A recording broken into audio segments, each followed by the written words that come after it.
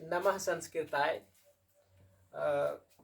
2025 में होने वाले मैट्रिक एग्जाम को देखते हुए और उसी के अनुसार मैं आपको संस्कृत की तैयारी कराने जा रहा हूँ।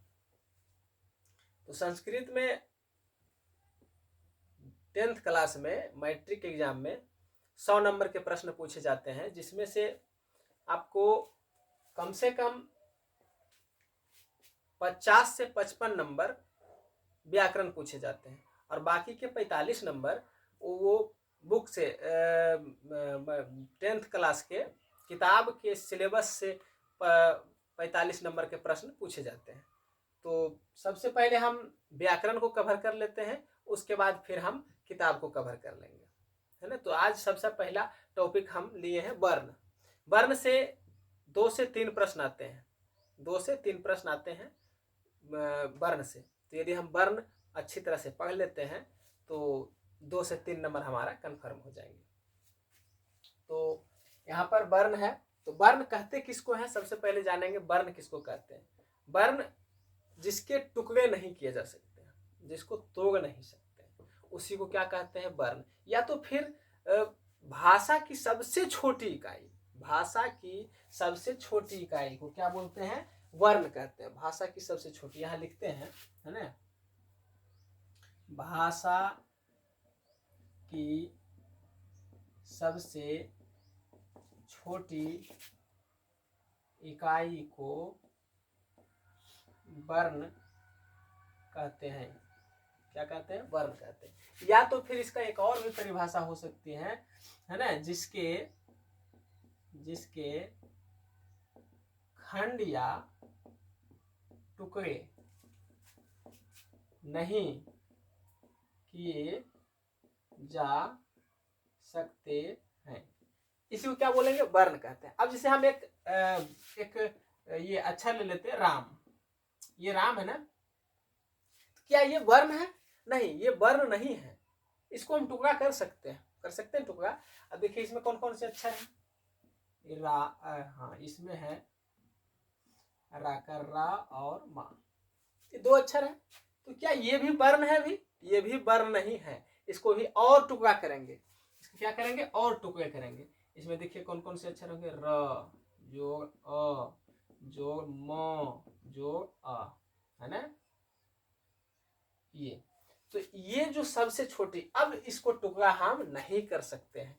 इसको हम क्या कर सकते हैं? अब टुकड़ा नहीं कर सकते हैं। तो ये जो छोटी इकाई है ना बाबू, ये सब छोटी इकाई है ना, यही सब क्या है? वर्ण है ना। हालांकि ये भी वर्ण है, स्वर वर्ण है। तो ये सब क्या है? इसको अब ज्यादा हम टुकड़ा नहीं कर सकते हैं। और ये क्या है? भाषा की सबसे छोटी इकाई। जैसे हमको पहले किसान बोलना है ना, किसान, तो पहले क मुंह से आता है, क, तो का आया, वो क्या है? वो वर्ण है। वर्ण की सब, ये भाषा जो हम बोल रहे हैं उसका सबसे छोटा इकाई है ना। परमाणु, अणु पढ़ते हैं, पदार्थ को पढ़ते हैं, तो उसमें सबसे छोटा अणु होता है, परमाणु जिसको कहते हैं, परमाणु होता है।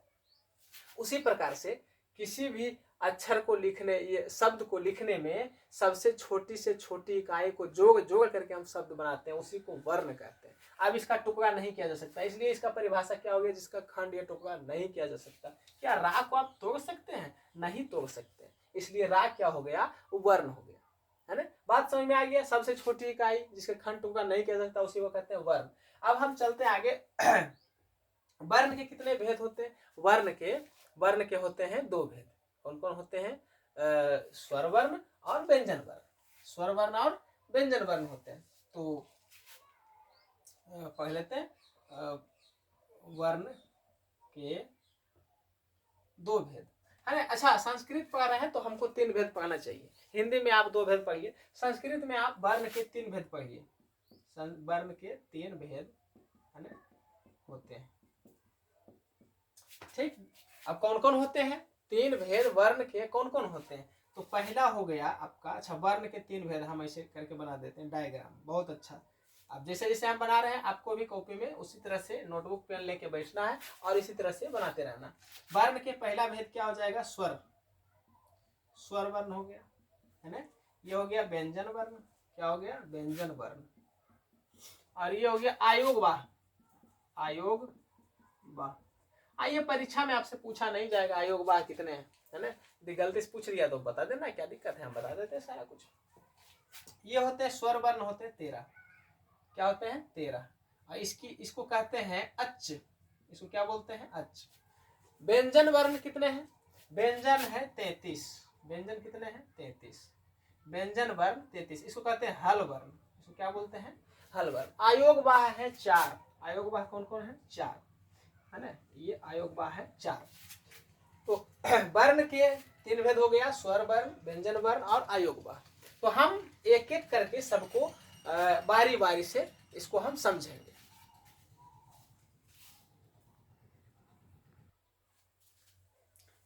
अब ये पहला हो गया आपका स्वर वर्ण। ये पहला हो गया स्वर वर्ण। स्वर वर्ण किसको कहेंगे? तो जिस वर्ण के उच्चारण में किसी वर्ण की सहायता नहीं ली जाती है उसी को क्या बोलते हैं? स्वर वर्ण। अब जैसे इंग्लिश में पढ़ते हैं वोवेल। वोवेल कितने हैं? 5, A E I O U, है ना। तो उसी प्रकार से संस्कृत में वर्ण स्वर वर्ण जो है, या फिर हिंदी में स्वर वर्ण की उच्चारण में किसी की सहायता नहीं ली जाती। जैसे ओ, क्या पढ़ते हैं? आ, अकर आ, हर्षई, दुर्गई, हर्षौ, दुर्गौ, री, ए ओ औ पढ़ते हैं। ये सब क्या है? स्वर है। तो स्वर में भी 2 प्रकार के स्वर है ना। स्वर में 2 प्रकार के स्वर हैं, एक है ह्रस्व स्वर और एक है दीर्घ स्वर। ह्रस्व स्वर और दीर्घ स्वर, है ना। स्वर वर्ण कितने प्रकार के होते हैं? 2 प्रकार के। स्वर वर्ण 2 प्रकार के होते हैं। ये होते हैं स्वर वर्ण 2 प्रकार के होते हैं। पहला है ह्रस्व स्वर, है ना। ह्रस्व स्वर। अब ह्रस्व स्वर का मतलब क्या होता है? ह्रस्व स्वर का मतलब जिसके उच्चारण में कम समय लगता है। जिसके उच्चारण में, है ना, लिखिए, जिसके उच्चारण में कम समय लगता है ना। जिसके उच्चारण में कम समय लगता है उसे क्या बोलते हैं? उसे ह्रस्व स्वर कहते हैं। ह्रस्व स्वर कहते हैं, है ना। तो किसके उच्चारण में कम समय लगता है ना। जो छोटा बड़ा होता है ना उसमें, जैसे देखिए, जैसे में क्या क्या है। हाँ, ह्रस्व स्वर की संख्या 5 है ना। कौन कौन है? ह्रस्व स्वर की संख्या, इसकी संख्या 5 होती है। कितने होते हैं? 5 होते हैं। कौन कौन है? तो आ, है ना, ये कम समय लगता है।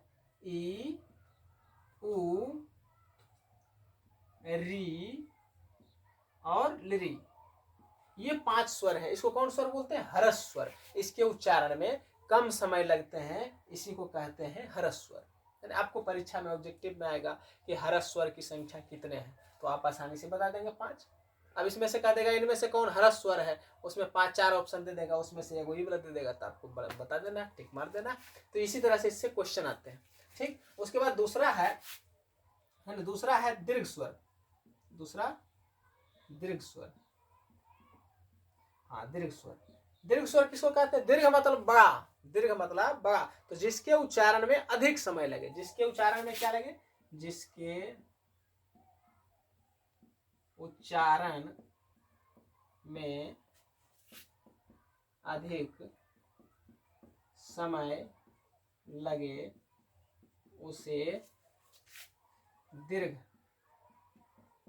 स्वर कहते हैं, है ना। दीर्घ स्वर कहते हैं इसको। और दीर्घ स्वर की संख्या 8 होती है। दीर्घ स्वर की संख्या कितनी होती है ना।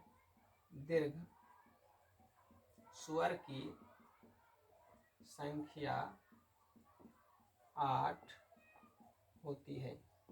दीर्घ स्वर की संख्या 8 होती है। हमने लिखवाया था ना स्वर, इससे पहले स्वर कितने हैं, व्यंजन कितने हैं, फिर आयोग वाह कितने हैं। तो स्वर में लिखा था 13। स्वर वर्ण की संख्या कितने होते हैं? 13 होते हैं। तो 13 में से देखिए 5 ये हो गया, 8 हो गया, 13 हो गया। अब कौन कौन है इसको हम लिखते हैं। देखिए, आ, अकर आ, ह्रस्वई, दुर्गई, दुर्गऊ, है ना, दीर्घ री। दीर्घ री ऐसे होता है, ये री ऐसे है, ये दीर्घ री ऐसे है। ठीक, ए आई ओ औ। ये कितने हुए? ये आपको 8 हुआ। आ ई उ री ए आई ओ औ। ये इस प्रकार से दीर्घ स्वर 8 हो गए, है ना। अब 8 5 13 हुआ कि नहीं हुआ? अब तो स्वर कितने हैं? 13। संस्कृत में स्वर वर्ण कितने होते हैं? 13 होते हैं। स्वर वर्ण की संख्या कितने होते हैं? 13। तो अब आपको स्वर वर्ण के बारे में पता चल गया। स्वर वर्ण किसे कहते हैं? जिसमें किसी की सहायता नहीं ली जाती जिसके उच्चारण में। फिर इसके 2 भेद होते हैं। कौन कौन होते हैं? हरस स्वर, जिसके उच्चारण में कम समय लगता है, इसकी संख्या 5 होती है, आ यू री। ठीक। एक होता है दीर्घ स्वर, जिसके उच्चारण में अधिक समय लगता है, फिर इसकी संख्या 8 होती है, आ ई उ री ए आई ओ औ। इस प्रकार से आपको दीर्घ स्वर 8 होते हैं। इस प्रकार आपको स्वर वर्ण कुल मिला कितने हो गए? 13। स्वर वर्ण कितने हो गए? 13। तो आशा करते हैं स्वर वर्ण आपको समझ में आ गया होगा। अब हम व्यंजन वर्ण बताते हैं। चलिए, अब व्यंजन वर्ण। व्यंजन वर्ण कितने होते हैं? 33। हमने लिखवाया था स्वर वर्ण 13 और व्यंजन वर्ण 33 होते हैं। तो व्यंजन वर्ण किसको कहते हैं? तो जिस वर्ण के उच्चारण में स्वर वर्ण की सहायता ली जाती है ना, उसी को क्या बोलते हैं? व्यंजन वर्ण कहते हैं। जैसे का, तो आ रहा है लास्ट में, का बोलने से का के अंत में आ रहा है, तो हो गया का। उसमें किसकी सहायता ली गई है? अ की सहायता। आ क्या है? स्वर वर्ण। तो यहाँ पर लिखा हुआ ना, स्वर वर्ण की सहायता ली जाती है, उसी को कहते हैं व्यंजन वर्ण। अब व्यंजन वर्ण कितने प्रकार के होते हैं? 3 प्रकार के। व्यंजन वर्ण 3 प्रकार के होते हैं। एक होता है स्वर वर्ण, एक होता है स्पर्श व्यंजन, एक होता है अंतस्थ व्यंजन, और एक होता है उष्म व्यंजन। 3 प्रकार के। अब देखिए, स्पर्श व्यंजन किसको कहते हैं? स्पर्श मतलब होता है छूना। स्पर्श मतलब छूना। ऐसा नहीं कि जो ये स्पर्श व्यंजन है उसको हम छू करके पता कर लेंगे कि ये स्पर्श व्यंजन है, नहीं, ऐसी कोई बात नहीं है। स्पर्श व्यंजन उस वर्ण को कहते हैं जिसके उच्चारण में जीभ जो है ना, किसी भी शब्द को बोलने के लिए जीभ का इस्तेमाल करते हैं। तो जीभ एक से अधिक मुंह इतना बड़ा है तो मुंह के विभिन्न स्थानों का क्या करता है? स्पर्श करता है। जिस वर्ण के उच्चारण में जीभ मुख के विभिन्न स्थानों का उच्चारण ये को स्पर्श करती है, उसी वर्ण को क्या बोलेंगे? व्यंजन वर्ण बोलेंगे। देखिए लिखा हुआ है, जिस व्यंजन वर्ण के उच्चारण में जीभ मुख के विभिन्न स्थानों को स्पर्श करते हैं, स्पर्श व्यंजन कहलाते हैं, है ना। जैसे का बोलेंगे, का तो अलग अलग भागों को खा, फिर बा भा मा, इस तरह से। तो ये कवर्ग है, इसको क्या बोलेंगे? कवर्ग। का खा गा घा अंगा, ये सब क्या है? स्पर्श व्यंजन है। स्पर्श व्यंजन की संख्या कितनी होती है? 25 होती है। जिसमें कौन कौन है? का खा गा घा अंगा, इसको बोलते हैं कवर्ग। चा छा जा झाइया, इसको बोलते हैं चवर्ग। फिर टा ठा डा ढा ना, इसको बोलते हैं तवर्ग, है ना। फिर इसको टवर्ग बोलते हैं, इसको तवर्ग बोलेंगे, इसको पवर्ग बोलेंगे। पा फा बा मा, जिसका पहला अक्षर जो है उसी को पा वर्ग बोलेंगे, ता वर्ग। टा वर्ग, चा वर्ग, का वर्ग। का से का वर्ग, चा से चा वर्ग, पा से पा वर्ग, ता से ता वर्ग, टा से टा वर्ग। तो स्पर्श व्यंजनों की संख्या कितनी हो गई? 25। हमने कितना बताया है? व्यंजन वर्ण कितने होते हैं? 33। तो हमने 25 को पढ़ लिया है, 8 और पढ़ने हैं। तो 8 में से अंतस्थ व्यंजन एक है, अंतस्थ व्यंजन। व्यंजन के तीन प्रकार होते हैं। एक होता है स्पर्श व्यंजन, दूसरा है अंतस्थ व्यंजन, अस्तंथ व्यंजन। ये क्या होता है? अंतस्थ का मतलब अंदर, अंतः अस्थ मतलब अंदर ही रहना, अंतस्थ मतलब होता अंदर। देखिए, जिस व्यंजन के उच्चारण में वायु मुख के अंदर ही रहती है। अब जो हम वर्ण बोलते हैं, कुछ भी हम बोलते हैं मुंह से, तो वायु बाहर कुछ में निकलता है, कुछ में बाहर नहीं निकलता। कुछ ऐसे शब्द बोलते हैं जिसमें वायु बाहर निकलता है जोर से, है ना, और कुछ ऐसे हैं जिसमें वायु बाहर नहीं निकलता है, अंदर ही रह जाते हैं, उसी को। तो ये अंतस्थ व्यंजन जो है, इसमें जो हम बोलते हैं तो वायु बाहर नहीं निकलते हैं। जैसे कि इसकी संख्या 4 होती है। य र ल व।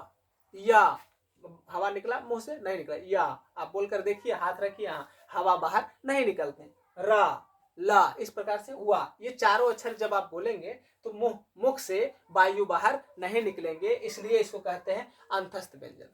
तो समझ में आया? यहाँ पर ये 25 हमने पढ़ लिया स्पर्श व्यंजन, और 4 पढ़ लिया अंतस्थ व्यंजन, तो कुल मिलाकर कितने हुए 29। अभी 4 और पढ़ने उष्म व्यंजन, है ना। तो मैं उष्म व्यंजन बताता हूँ।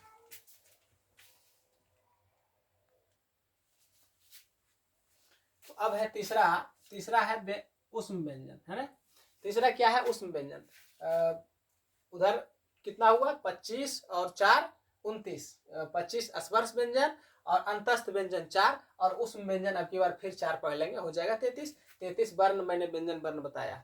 तो उष्म व्यंजन किसको कहते हैं, जिन व्यंजनों के उच्चारण में उष्म वायु गर्म हवा, है ना, बाहर निकलती है। तो ऐसा हम कुछ शब्द बोलेंगे जिसमें मुंह से हवा बाहर निकले, मुंह से हवा बाहर निकले, उसी को कहते हैं हम उष्म व्यंजन। जैसे श, आप बोलिए श, यहाँ हाथ रखिए, देखिए हवा गर्म हवा बाहर आती है।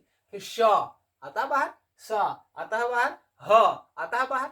ये ह बोलने से मुख से गर्म हवा बाहर आती है, इसलिए इसको कहते हैं उष्म व्यंजन। इसकी संख्या 4 हो गई।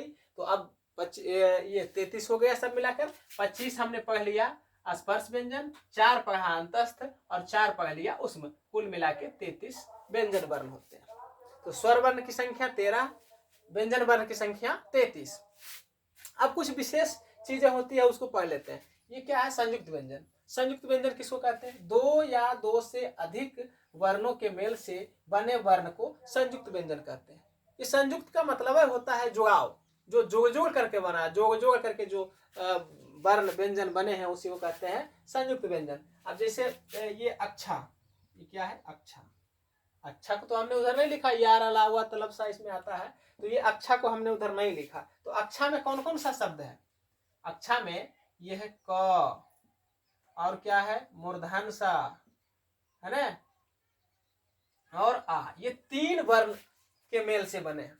ये जो अच्छा है ये 3 वर्ण से के मेल से बने। अब इंग्लिश में इसका इंग्लिश क्या होता है, KSH होता है कि नहीं, आखिर में के क्यों लिखा, क्योंकि इसमें क अक्षर से का वर्ण के मेल से ही बना है, इसलिए इसको कहते हैं। और SH से क्या होता है, मूर्धन सा होता है कि ना। तो इंग्लिश में देखिए सही लिखा हुआ, तो इंग्लिश से पता चल जाता है कि इसमें किस किस वर्ण के मेल से ये बने हैं। अच्छा हो गया।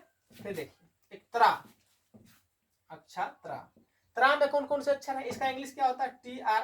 इसका मतलब ये हुआ कि इसमें त और रा दोनों अक्षर से बनकर मिला है ना, मिल करके ये दोनों अक्षरों से मिलकर के बना है त्र। और है क्योंकि ज्ञान, ज्ञान में क्या क्या है इसका क्या बोलते हैं उसको, इंग्लिश में क्या होता है G से ज्ञान या फिर JN से, ठीक है। तो जे से क्या होता है जा, IN से या, ठीक। तो इसको बोलते हैं ज्या, ज्ञा को ज्या भी बोलते हैं। तो ये 3 अक्षर में संयुक्त, और भी संयुक्त अक्षर हैं। और जैसे श्र, क्या है श्र, ये कभी पढ़ा है, ये कभी किसी भी का खा गा पढ़ो चाहे चाचा से, किसी में भी ये नहीं आया, किसी में भी श्रा आया ही नहीं है, लेकिन इसका प्रयोग हम करते हैं श्री लिखने में, श्रवण लिखने में, चाहे कुछ भी लिखने में हम इसका प्रयोग करते हैं। तो ये आया कहाँ से, तो इसमें है आधा तलब सा और रा, आधा रा। तो इस प्रकार से ये बन करके मिल करके बना है श्रा, ठीक। उसके बाद एक और अक्षर है द्या, क्या ये कहीं पढ़ा है, नहीं।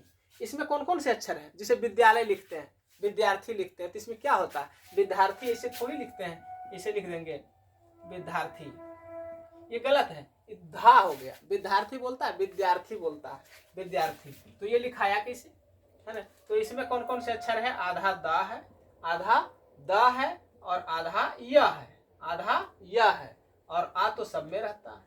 तो ये 3 अक्षर वर्ण मिल करके एक वर्ण बना है, इसी को कहते हैं संयुक्त व्यंजन। इसको क्या बोलते हैं संयुक्त व्यंजन। तो इस प्रकार से वर्ण जो संस्कृत में जितने भी वर्ण के बारे में परिचय था, आज परिचय हमने दे दिया सबका। और एक बच गया है उच्चारण स्थान, कि किस वर्ण का उच्चारण स्थान क्या होता है, उसके बारे में हम अगले वीडियो में बताएंगे। तो थैंक यू आज के लिए, फिर अगले वीडियो में अगला क्लास।